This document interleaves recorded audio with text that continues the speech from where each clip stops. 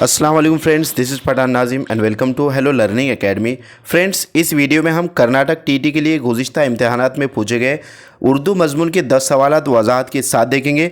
जैसे कि आप सब जानते हैं कि कर्नाटक टीटी का एग्ज़ाम शेड्यूल आ चुका है और आपका इम्तिहान 7 दिसंबर 2025 को कंडक्ट किया जाएगा। इसी को मद्देनज़र रखते हुए हेलो लर्निंग एकेडमी पर न्यू बैच स्टार्ट की गई, जिसमें आपको डेली वीडियो लेक्चर्स मिलेंगे, पीडीएफ नोट्स आपको अवेलेबल किए जाएंगे, एमसीक्यू सीरीज़ दिए जाएंगे। तो फ्रेंड्स, एक पेपर की फ़ीस 499 है और अगर आप दोनों पेपर ज्वाइन करते हो तो 799 इसकी फ़ीस है।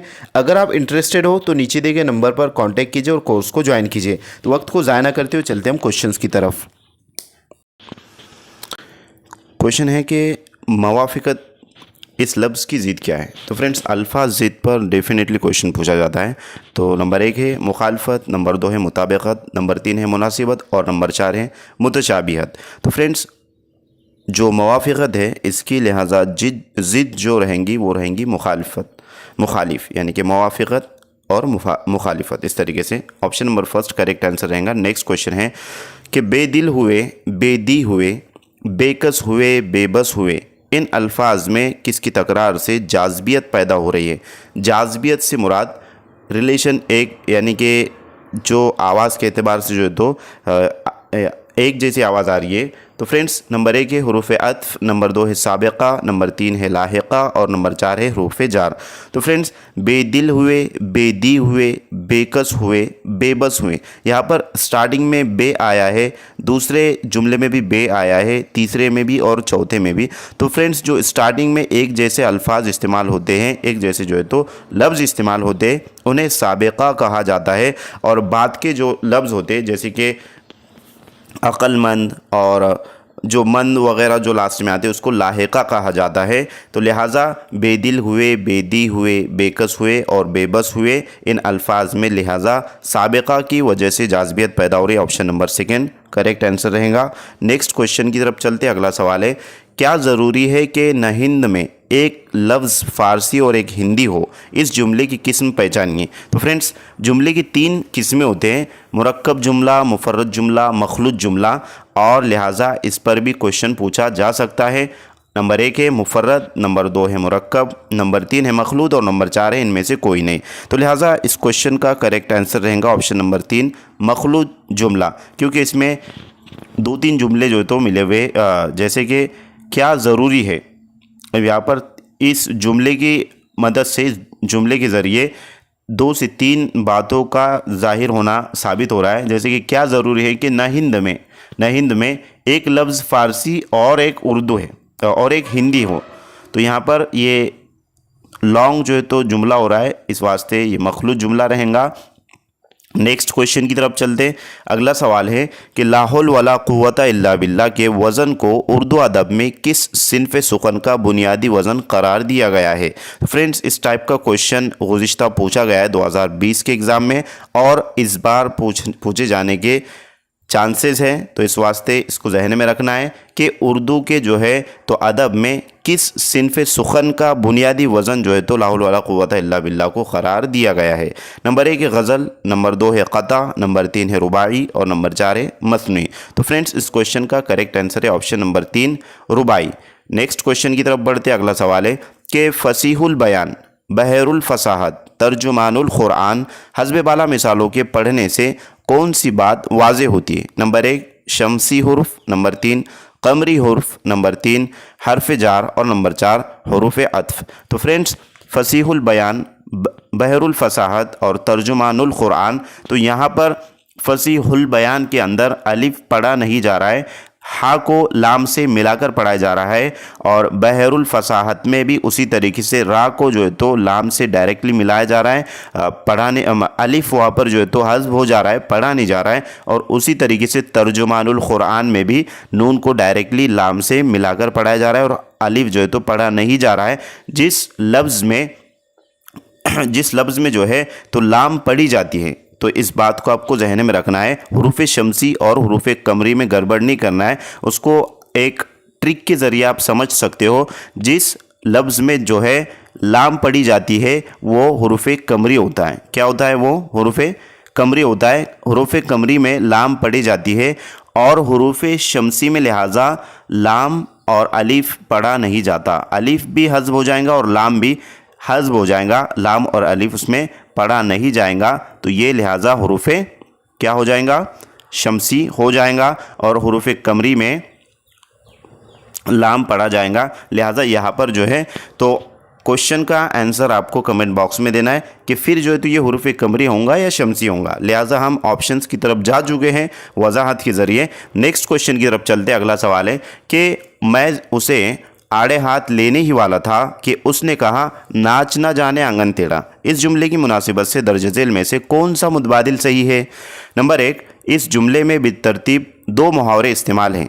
तो फ्रेंड्स यहाँ पर 2 मुहावरे इस्तेमाल नहीं हुए हैं, नाच ना जाने आंगन टेढ़ा और आड़े हाथ लेना। तो ये यहाँ पर क्या है, नंबर 2 ऑप्शन चेक करेंगे हम कि इस जुमले में बिलतरतीब 1 मुहावरा और 1 कहावत का इस्तेमाल है। नंबर 3 है इस जुमले में कहावत नहीं है, और नंबर 4 है इस जुमले में 2 कहावत है। तो फ्रेंड्स इस जुमले में कहावत भी है और मुहावरा भी है, तो लिहाजा इस जुमले में बिलतरतीब 1 मुहावरा और 1 कहावत है। तो यहाँ पर मुहावरा और कहावत कौन से हैं, तो ये समझना भी बहुत ही अहमियत कामिल है। लिहाजा मैं उसे आड़े हाथ लेने ही वाला था, तो आड़े हाथ लेना ये मुहावरा होगा और नाच ना जाने आंगन टेढ़ा ये होंगी कहावत। यानी कि इस जुमले में 1 मुहावरा और 1 कहावत इस्तेमाल हुए, इस वास्ते ऑप्शन नंबर 2 करेक्ट आंसर रहेगा। लिहाजा इस टाइप का क्वेश्चन भी पूछा जा सकता है। नेक्स्ट क्वेश्चन की तरफ बढ़ते। अगला सवाल है कि जवाहिरात और जवाहिर सही इमले के एतबार से दर्ज झेल में से कौन सा मुतबादिल सही होगा।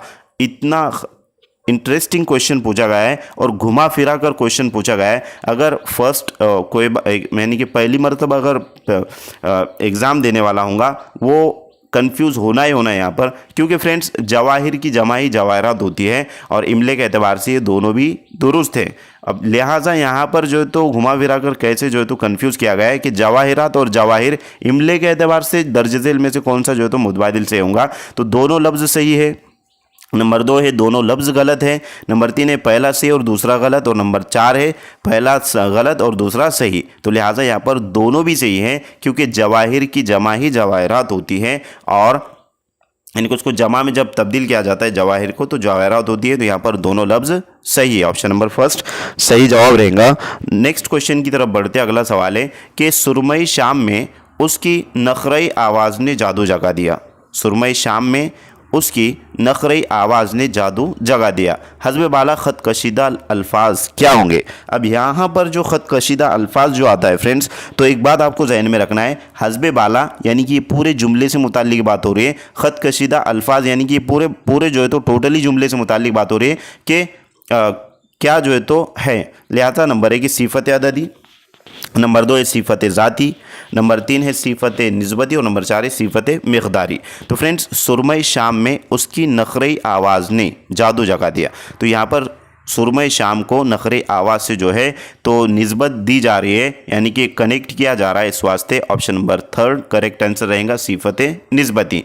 यहाँ पर अदद और ज़ात और मिक़दार जो तो इसमें आ नहीं रहा है, लिहाजा सिफ़त निस्बती से मुताल्लिक क्वेश्चन पूछा जा सकता है, इसके फुल चांसेस हैं। नेक्स्ट क्वेश्चन की तरफ बढ़ते। अगला सवाल है कि दर्ज झेल में से कौन से शायर मिर्ज़ा गालिब के हम असर शायर नहीं है। नंबर 1 मोमिन खां मोमिन, नंबर 2 बहादुर शाह ज़फ़र, नंबर 3 शेफ्ता, और नंबर 4 मीर तकी मीर। तो फ्रेंड्स इस क्वेश्चन का करेक्ट आंसर है कि मिर्ज़ा गालिब के हम असर शायर जो है तो मीर तकी मीर साहब नहीं है। नेक्स्ट क्वेश्चन है यादगार गालिब और उबार खातिर के मुसन्निफ़ कौन है। नंबर 1 हाली और इकबाल, नंबर 2 सिर्फ हाली, नंबर 3 सिर्फ इकबाल, नंबर 4 हाली और मौलाना अबुल कलाम आज़ाद। तो फ्रेंड्स इस क्वेश्चन का करेक्ट आंसर है ऑप्शन नंबर 4 मौलाना अबुल कलाम आज़ाद और हाली। नेक्स्ट क्वेश्चन की तरफ बढ़ते। अगला सवाल है कि आब व दाना शेर व शकर आब व हवा इन लफ्ज़ों की तरकीब में वाव क्या कहलाता है।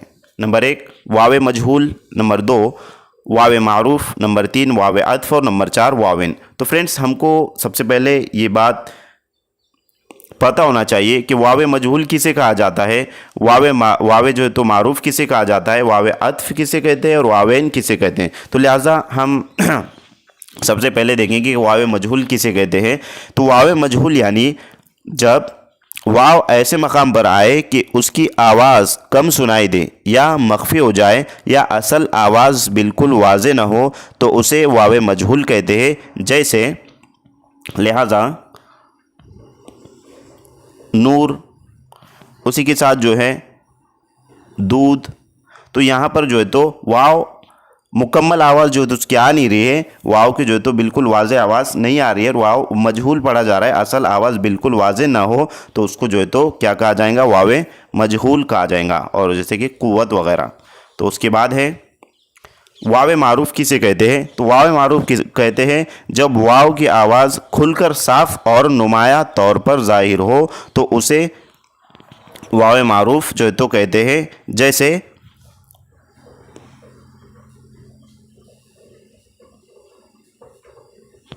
जैसे लिहाजा वतन। तो वतन में वाव मारूफ है क्योंकि ये मुकम्मल जो है तो आवाज़ जो है तो उसकी आ रही है, साफ़ और नुमाया तौर पर ज़ाहिर हो रही है, लिहाजा वतन। और उसी के साथ है वादा और वज़ीर। तो इसमें जो वाव की आवाज़ है फ्रेंड्स, जिस लफ्ज़ में वाव की आवाज़ मुकम्मल तौर पर नुमाया ज़ाहिर हो, लिहाजा वो वाव मारूफ कहलाता है। और उसके बाद है नेक्स्ट वाव अत्फ किसे कहते हैं? तो वाव अत्फ किसे किसे कहते हैं फ्रेंड्स, कि जब वाव दो जुमलों या दो अल्फाज को आपस में जोड़ने के लिए इस्तेमाल हो तो उसे वाव अत्फ कहते हैं। और यहाँ पर जब वो दो जुमलों को जोड़ने का काम करती है तो वहाँ पर उसके मायनी और के हो जाते हैं, यानी कि ये और के मायनी देता है। जैसे कि सुबह व शाम, जैसे कि फॉर एग्ज़ाम्पल सुबह व शाम। तो यहाँ पर ये जो वाव इस्तेमाल होगा, लिहाजा और के मायने देगा सुबह और शाम। उसी तरीके से अली व अहमद, अली व अहमद। तो यहाँ पर वह जो लगेगा अली और अहमद, तो और के मायने वो देगा। तो लिहाजा वाव अत्फ उसे कहेंगे जिसमें जो है तो वाव दो जुमलों को या दो अल्फाज को जोड़ने का काम करें और का मायने दे तो उसे वाव अत्फ कहेंगे। और उसी के साथ है लास्ट वावेन किसे कहेंगे? तो वावेन कहेंगे